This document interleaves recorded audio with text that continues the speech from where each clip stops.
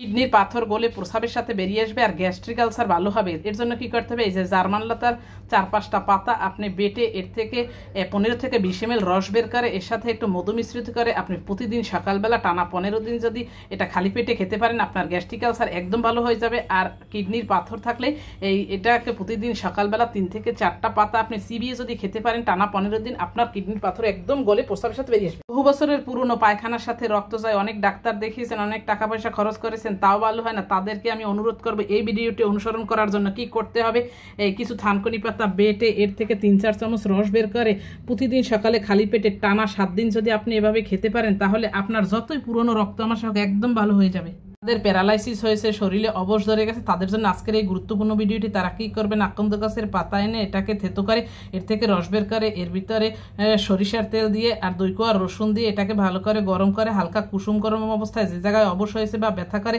সেখানে 3 বেলা মালিশ করবেন টানা 15 দিন, তাহলে আপনার যে জায়গায় অবশ হয়েছে সেখানে সেন্স ফিরে আসবে আর ব্যথা একদম নিরাময় হয়ে যাবে। ইনশাল্লাহ একবার হলে ট্রাই করবেন। কিডনির পাথর দূর করে, লিভারের চর্বি কমাতে পেঁপের বিচির কার্যকারিতা শুনলে আপনি সত্যি অবাক হবেন। যাদের কিডনিতে বহুদিন ধরে পাথর আছে এবং লিভারে চর্বি জমেছে, তারা যদি কিছুদিন এই পেঁপের বিচি পাটায় পিষে এর সাথে একটু মধু অ্যাড করে খেতে পারেন, তাহলে আপনার কিডনির পাথর গলে প্রস্রাবের সাথে বেরিয়ে আসবে, লিভারের চর্বিও একদম কমে যাবে।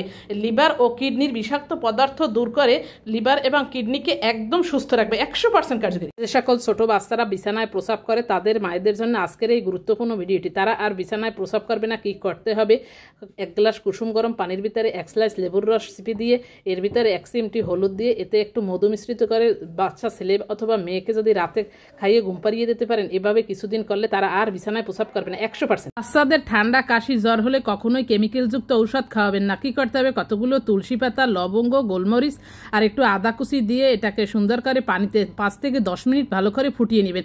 ফুটানো হয়ে গেলে এটাকে ছাকনা দিয়ে সেকে সকাল সন্ধ্যা 2 বেলা যদি বাচ্চাকে খাইয়ে দিতে পারেন, তাহলেই দেখবেন 2-3 দিনের ভিতরেই তার ঠান্ডা কাশি জ্বর একদম উধাও হয়ে যাবে। আমাদের অনেকেরই আছে কথা বলতে গেলে ঠিকমতো কথা বলতে পারে না, তোতলামি করে মুখে বাঁধে, তাদের জন্য আজকের এই গুরুত্বপূর্ণ ভিডিওটি।